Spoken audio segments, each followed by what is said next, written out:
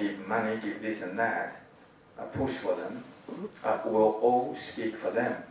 So it doesn't matter. And that's the infiltration, that's the real danger. We need to be very careful. And the digital currency thing, if it's from China, there's nothing you can do. But what can only be done is this country, what do you want to do with it? And same with you. That's why the university like students from China saying, give us a lot of money. But you have to think the other problems associated with it as well. You have a group of people coming here, like the video show, they don't even like the system here, they don't even cherish the values here. They just come here for the benefit of the economy, right? For them to do business both ways. They don't care about what you do.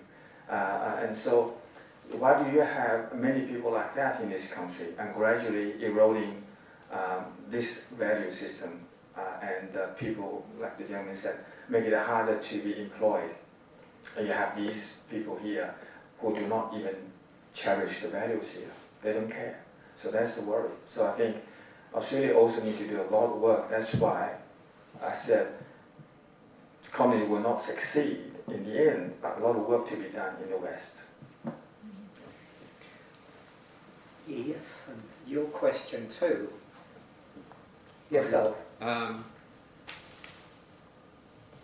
Was Warren going to say anything? Well, it's a question of who you wish to direct your question to. No, I was thought Warren making a comment about the digital infiltrate. Well, hang on. That question's been answered. Oh, okay, let's be So it's your question, if you wish. Okay, I'll ask the question to John. Okay. Just one or two minor observations. You mentioned fentanyl during your talk, and if my memory serves me correctly, I think that's what Michael Jackson died from, with an overdose of fentanyl. Anyway, that's just my observation. The second thing, we have a Chinese friend who's age 30. She grew up in China. She's adapted to the Australian way of life very well as a student. She speaks perfect English and she has a fabulous job. And we were recently, my partner and myself were recently going to Hong Kong, and we asked her about the Chinese Hong Kong situation. And she says, no, I don't feel sorry for the Hong Kong people. And we said, well, why not? And she said, they're just experiencing what we experienced our whole life. That was her observation. Okay, now to the question. China has embraced state capitalism with vigour, but with Marxist political thought that capitalist powers such as the US seek to exploit the world. For the US, China's rise is good for US business, or, as Donald Trump says, China is destroying the world. And my question is, can China and the US achieve a peaceful resolution to the trade wars?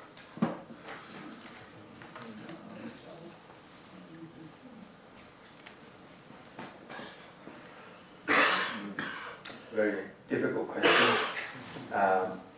My answer, probably not. Simply because the systems, because China is not like a normal country, will reason with anybody. If you put a proposal there that makes sense, we will accept. China is not like that. Imagine the world trade, US and China trade, the first part, the last minute they cancelled, right? They will play the game along all the time until they see some loopholes. They always try to delay the time and trying to wait for something to happen. They're very good at divide and conquer. Like when you deal with Hong Kong, as I said, Hong Kong is now the example for the entire world, even for democracy, because they're the ones been standing up for so long. At expense of losing everything they have at the moment. They have been able to go to school, go to work for so many months, yet they know what they are losing if they do not stand up for it. Fundamentally, they will lose. they'll become, like you said, your friend, Chinese people inside China. What is the purpose of having some money without a purpose in life? Right? That's what Chinese people are without knowing it. They have forests of concrete buildings. Physically, they have lots of things today, surely developed. But spiritually, morally, they have nothing. So poor. They don't even know what's good and bad. And therefore, I stand up for Hong Kong, from my body and soul. They are standing up for the rest of us. And that's why I think the Western world need to wake up stronger, because they've been infiltrated already successfully to many degrees that the Western governments begin to weaken themselves, right? Weaken themselves. Like America allowed China to go to WTO and for the business sake, American manufactured jobs were lost in the end, right? And the Wall Street people don't care why. They are the ones making money. They have the teachers' unions, insurance money invested into Chinese companies without the teacher knowing it, or they make money out of it. But they're supporting a regime, a brutal regime, without even knowing it. Their money gone there. Like the business sector, all want to make money. They don't care. So they lost their traditional values and moral ground too. Hong Kong people are standing up for the entire world. So I think if we do not support Hong Kong, the Western democracy is going to be a laughing matter, because the Chinese will say, look, see, we can successfully divide and conquer, threat and bribe, right? Corrupt you, bribe you, threaten you, and manipulate you and buy you over, right? They can successfully do it, already do so. Look, 70 to 80% Australian energy sector already being owned by China, right? So imagine what else. So how can you have a job when the government do not care so much about themselves? So it's both ways. That's my understanding. Yeah. Okay, now our time's getting on, so we'll have to take the last question from someone who said nothing. Who would that person be? Or is there such a person? If not, and I think there isn't, so in that case, all right, come. Who your question to? To Mr. Warren. One way, yes. Wang, Come on. Wang.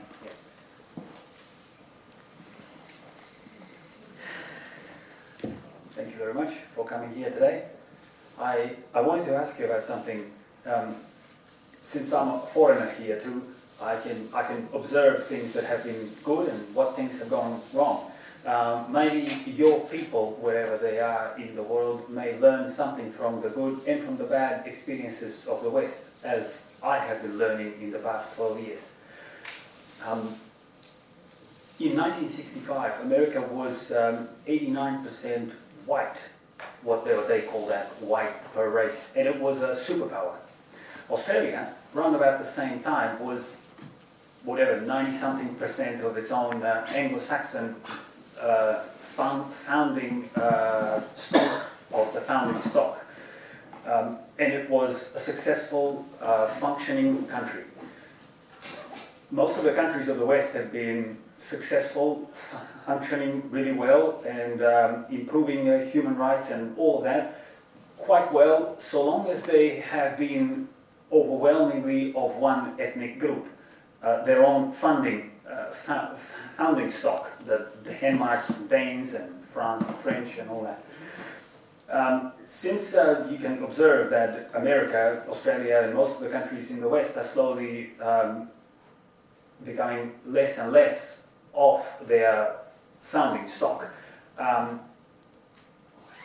your people have stuck to their guns, and they have not let this Western idea infiltrate the country. What do you think would happen if China, with its 91% Han Chinese ethnic group that is running the show, if they suddenly implemented such ideas as multiculturalism and Western liberalism as their policy, how far do you think that country would go? Thank you.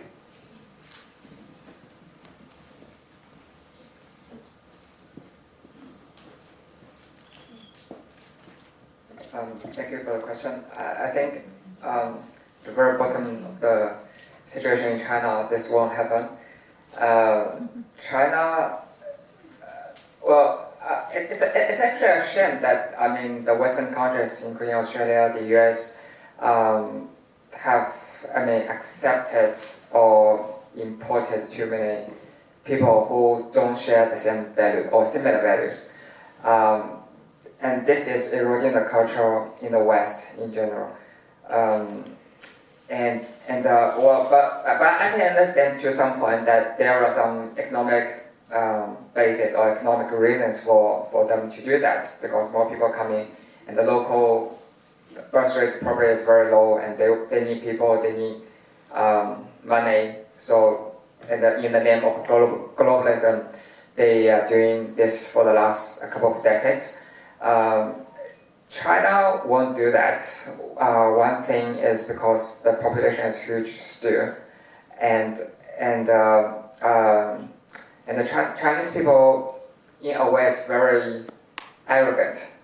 They May I say, Yeah. the Chinese birth rate is 1.54. That is the birth rate in China. Yes, it's decreasing because of the one-child policy, and even without one-child policy, and now China are open to at least 2 children per family, and are not very strict in how many kids you can have, because the birth rate is decreasing, and China now is facing a severe issue of the pension. Well, like Australia still have similar issues. Not enough young people, working people, to support the superannuation system. So similar things happening in China. So China has to change their one-child policy. But actually, with the development of those mega cities, the birth rate will go down.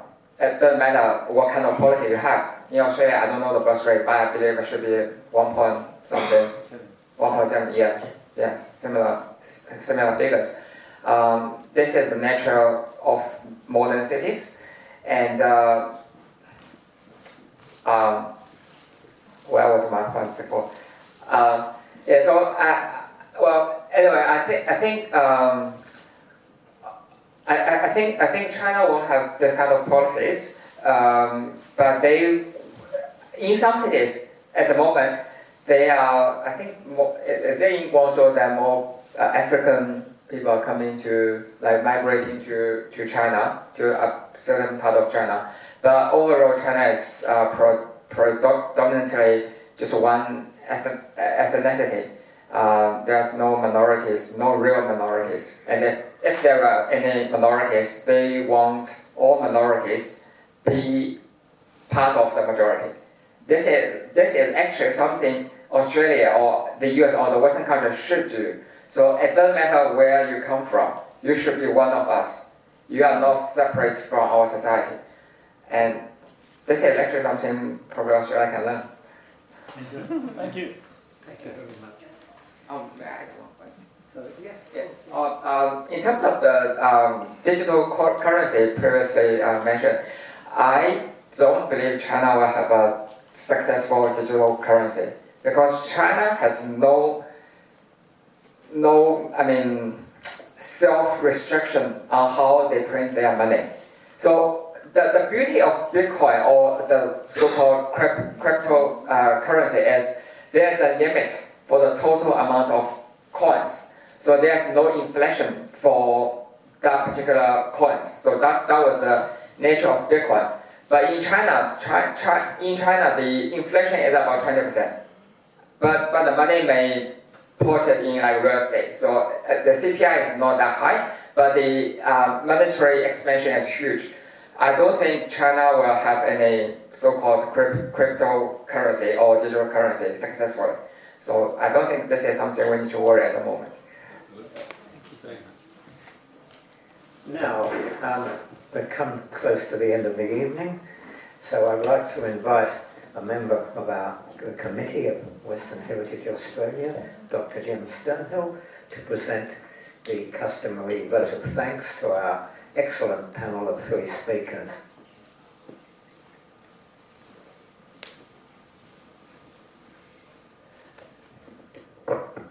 yesterday marked the 100th anniversary of Armistice Day.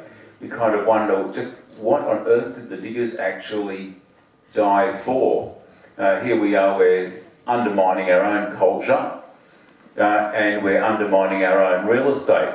I remember it was about 4 or 5 years ago, I got wind of it, that there was going to be a property expo down at the lower town hall on Anzac Day, like literally 20 metres from the Anzac Day park. And I went in there, had a scout around on Anzac Day, and all the stalls there, manned by Chinese, all in Chinese, writing, Chinese buying of Australian real estate.